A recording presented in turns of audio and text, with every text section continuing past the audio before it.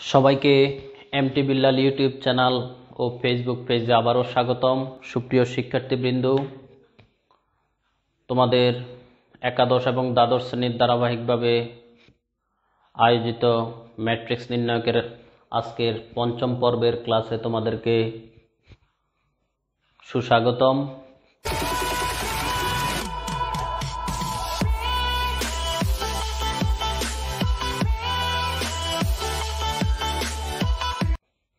গত পর্বে আমি তোমাদের সাথে নির্ণায়কের সংজ্ঞা, মাত্রা, অনুরাশি এবং সহগুণক নিয়ে আলোচনা করেছিলাম। তারই ধারাবাহিকতায় আজকে অল্প একটু টপিকস নিয়ে আলোচনা করব। 6 নম্বর পর্বে আমি গাণিতিক সমস্যা নিয়ে কাজ করব। তো আজকের আলোচনার বিষয় হলো নির্ণায়কের ধর্মাবলী।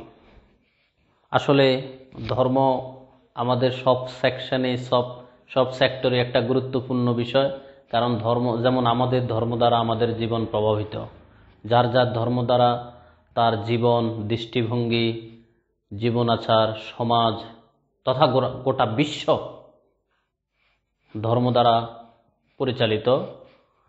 তো আমাদেরও এরকম গণিতের প্রত্যেক কিছু কিছু টপিকসে আলাদা আলাদা কিছু বৈশিষ্ট্য নিয়ে কাজ করে।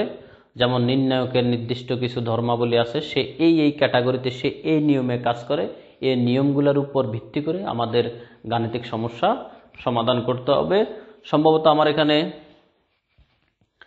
এখানে 5টা ধর্ম, আমাদের 5টা ধর্ম নিয়ে আমি কথা বলবো। আর সর্বশেষ আমি একটু ম্যাট্রিক্স আর নির্ণায়কের পার্থক্য নিয়ে কথা বলবো, মানে হালকা একটা টাচ দিব আর কি। তো এখানে 5টা ধর্মের মধ্যে আমার নিজের লেখা হ্যান্ডনোট থেকে আমি তোমাদের সাথে সবসময় আসলে আলাপ করি বা কথা বলি। তোমাদের প্রয়োজন হলে আমাকে আমার ফেসবুক পেজ, মেসেঞ্জারে নক দিতে পারো। এমটি বিল্লাল লিখলে ফেসবুক পেজটি চলে আসবে, এমটি বিল্লাল লিখে ইউটিউবে সার্চ দিলে আমার ইউটিউব চ্যানেলটিও চলে আসবে। তো তুমি যদি চ্যানেলে নতুন হও অবশ্যই ইউটিউব চ্যানেলটি সাবস্ক্রাইব করবে, পাশে থাকা বেল আইকনটি অন করে দিবে। আর ফেসবুক পেজ থেকে যদি দেখো ফলো করে দিবে ফেসবুক পেজটি, ঠিক আছে? যাই হোক, আমার 5টি ধর্ম নিয়ে আমি তোমাদের সামনে হাজির হয়েছি। নির্ণায়কের 5টা ধর্ম পারলে আমাদের জন্য এনাফ, আর অতিরিক্ত আমাদের লাগবে না। তো 5টা ধর্ম কি কি? প্রথমটাতে আমার এখানে এইভাবে বলা আছে, কোন নির্ণায়কের সারিকে কলাম এবং কলামকে সারিতে রূপান্তর করলে উহার মানের কোনো পরিবর্তন হয় না। কথাটা তোমাদের কাছে অনেক ইজিবিজি মনে হইতে পারে, কিন্তু কাজটা অনেক সহজ। ধরো এই যে 3টা সারি, আনুভূমিকের দিকে সারি আমি তোমাদেরকে শিখাইছিলাম। বলতেছে যে কোন নির্ণায়কের সারিকে কলাম, কলামকে সারিতে পরিবর্তন করলে, ধরো এই যে সারিটা, 1 নম্বর সারিকে যদি আমি 1 নম্বর কলামে লিখি A1 B1 C1, 2 নম্বর সারিকে যদি আমি 2 নম্বর কলামে লিখি,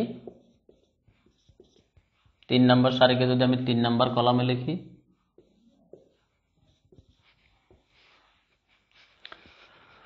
তাতে করে নির্ণায়কের মানের কোনো পরিবর্তন হবে না।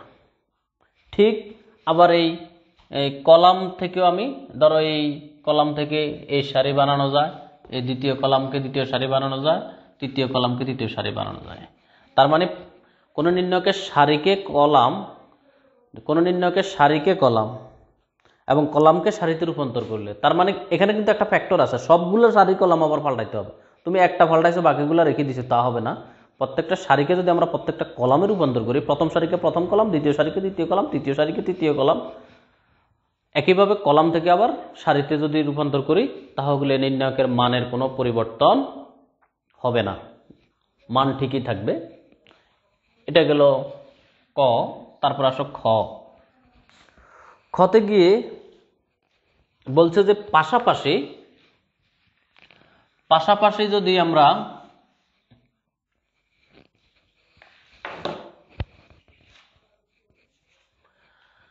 কোন নির্ণায়কের পাশাপাশি যদি আমরা 2টা সারি অথবা 2টি কলাম স্থান বিনিময় করি, পাশাপাশি আমরা যদি 2টি সারি অথবা 2টি কলামের যদি স্থান বিনিময় করি, তাহলে নির্ণায়কের মান ঠিকই থাকবে, শুধু চিহ্ন বদলাবে। তার মানে কি, ধরো এই যে প্রথম সারিটা চলে গেল দ্বিতীয় সারির জায়গায়, আর দ্বিতীয় সারিটা চলে আসলো প্রথম সারির জায়গায়, তাহলে কি পাশাপাশি, এটার সাথে আবার এটা না, পাশাপাশি, ধরো এটা আর এটা, এটা আর এটা। একইভাবে কলামের ক্ষেত্রে এই কলাম এই কলামের জায়গায় আসলো, এই কলাম এই কলামের জায়গায় আসলো, তাতে মান ঠিক থাকবে, শুধু চিহ্ন বদলে যাবে। দ্যাট মিনস এখানে চিহ্নটা যদি প্লাস হয় এখানে মাইনাস হবে, এখানে মাইনাস হলে এখানে প্লাস হবে। তো আমার এখানে যেহেতু মনে মনে প্লাস আছে, আমি এখানে দিলাম হলো মাইনাস। এখন যদি আমার আরেকবার বদলায়, ধরো আবার যদি এটা এটার সাথে স্থান বিনিময় করে আবার চিহ্ন বদলাই যাবে, তখন হয়ে যাবে প্লাস। ওই যে চিহ্ন বদলায়, ঠিক আছে। এটা কিন্তু কলামের বেলায়ও, এই কলাম যদি এই কলামের জায়গায় যায়, এই কলামের জায়গায় আসলেও আবার চিহ্ন বদলাবে। খুব গুরুত্বপূর্ণ ধর্ম কিন্তু। এবার আসো 3 নম্বর ধর্ম, গ। কোন নির্ণয়কে দুটি সারি বা কলাম, এটা তো একেবারে সরাসরি অঙ্কের ক্ষেত্রে ডাইরেক্ট ব্যবহার হয়।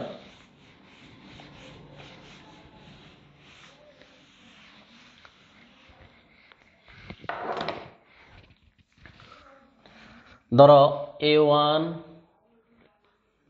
A2 A3, A1 A2 A3, C1 C2 C3। আরেকটা লিখতেছি, A1 B1 C1, A1 B1 C1, A2 B2 C2। দেখো আমি বিশেষ দুইটা ম্যাট্রিক্স নির্ণায়ক এখানে লিখলাম, পাশাপাশি দুইটি column A1 A2 A3, A1 A2 A3 যদি সমান হয়, কোনো কিছুর দিকে আর দেখার দরকার নেই। অঙ্কের ক্ষেত্রে আমরা যখন গাণিতিক সমস্যা সলভ করব, তখন চোখ বন্ধ করে এখানে 0 বসাই দিবা। ধরো 1 2 3 1 2 3, এখানে 7 8 9, তোমার দুনিয়ার আর কোনো চিন্তা করার দরকার নাই, তুমি রেজাল্টটা 0 বসাই দিবা। তার মানে পাশাপাশি দুইটি কলাম অথবা এখানে এই যে পাশাপাশি দুটি সারি যদি সমান হয়, তাহলে নির্ণায়কের মান 0। একেবারে সহজ কথাবার্তা। আশা করি তোমরা জিনিসটা উপলব্ধি করতে পেরেছো এবং মজাটা বুঝতে পেরেছো। এবার আসো 4 নাম্বার,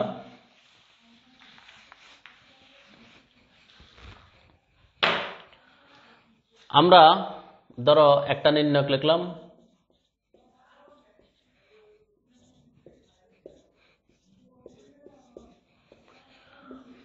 কোন নির্ণায়কে, এখানে কোন নির্ণায়কে যদি একটি সারিতে কোনো একই ধ্রুবক থাকে কোনো একটা সারিতে, তাহলে ওই ধ্রুবকটা আমরা কমন নিতে পারি। এটা কিন্তু ম্যাট্রিক্সের বেলায় সম্ভব না, ম্যাট্রিক্সে সকল উপাদানই থাকতে হয়। এটা কিন্তু একটা বিশেষ ধর্ম।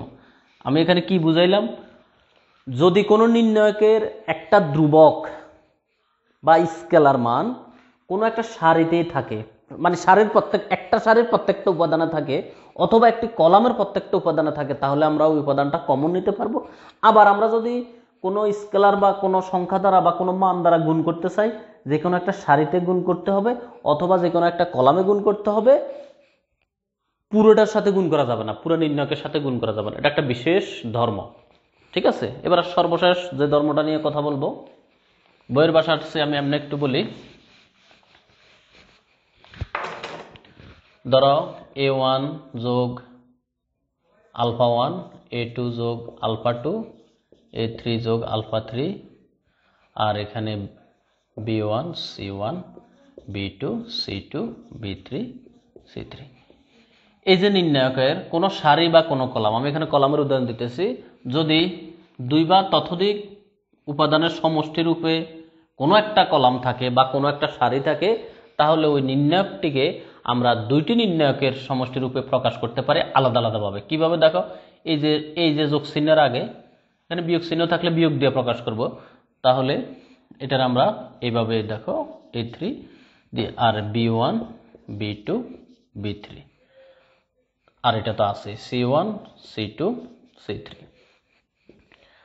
এরপরে এই প্লাস চিহ্ন দিয়া alpha 1 alpha 2 alpha 3, alpha 1 alpha 2 alpha 3, আর এগুলা তো কমন আছে B1 B2 B3 C1 C2 C3।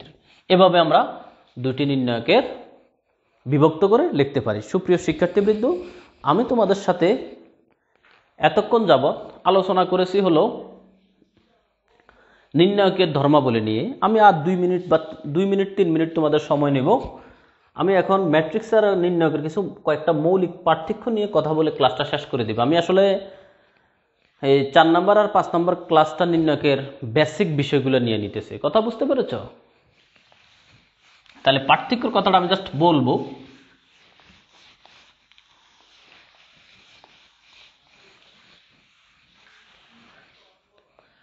আমি সংক্ষেপে লিখতেছি, ম্যাট্রিক্স ও নির্ণায়কের পার্থক্য। 1 নম্বর পার্থক্য। 1 নম্বর পার্থক্যটা হলো অনেক চমৎকার বিষয়, কিন্তু যদি তোমরা প্রথম থেকে সিরিয়াল বাই সিরিয়াল পর্বগুলো দেখো, আমি আশা করি তোমরা অনেক উপকৃত হবে।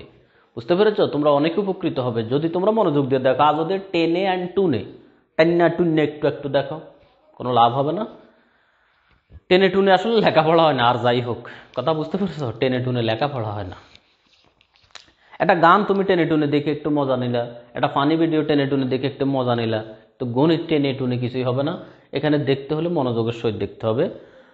তো আসো 1 নাম্বার পার্থক্য আমার কাছে যা মনে হইল আর কি, আমি এই যাবৎকালে অঙ্ক করাইতে যাই আমার কাছে ম্যাট্রিক্স আর নির্ণায়কের যে সমস্যা বা পার্থক্যগুলো মনে হইল, 1 নম্বরে তোমার ম্যাট্রিক্সের সারি কলাম সমান হতেও পারে, নাও হতে পারে।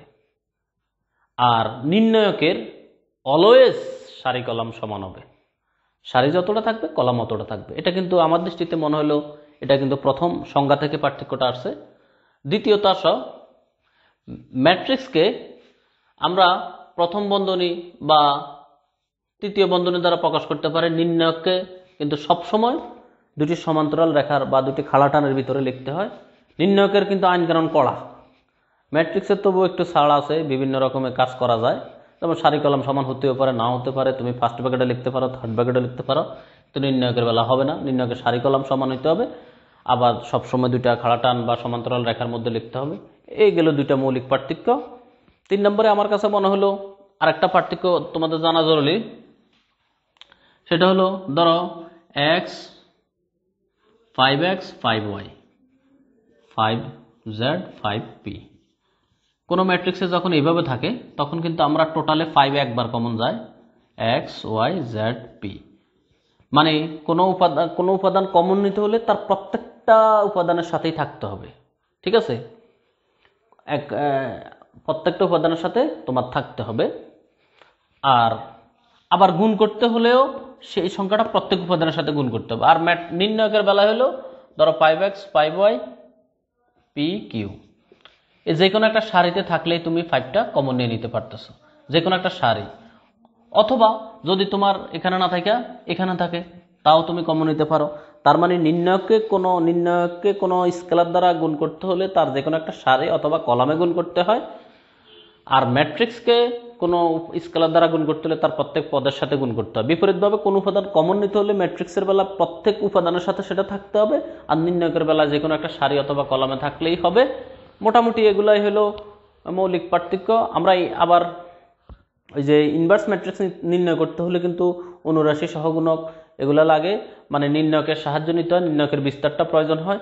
তো আসলে একটাকে বাদ দিয়ে আরেকটা শেখা যায় না। অনেকে মন্তব্য করে বা মতামত এরকম দেয় যে আসলে সব কিছুই তো ম্যাট্রিক্স থেকে আসে, নির্ণায়ক থেকে কম আসে। আসলে এই কথা বলার কোনো সুযোগ নাই। কখন কিভাবে প্রশ্ন আসে সেটা বলা মুশকিল।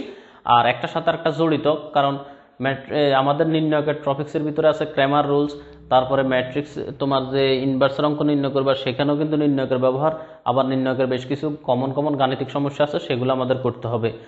তো আমি অবশ্যই তোমাদের পুরো চ্যাপ্টারটাই কমপ্লিট করাবো এবং সর্বশেষ আমি বোর্ড কোশ্চেন অ্যানালাইসিস করবো, এমসিকিউ নিয়ে কথা বলবো। তোমরা অবশ্যই আমার সাথে থাকবে, আমার চ্যানেলের সাথেই থাকবে। তো সবাইকে ধন্যবাদ জানিয়ে আজকের ক্লাস এখানে শেষ করতেছি। সবাইকে আল্লাহ হাফেজ।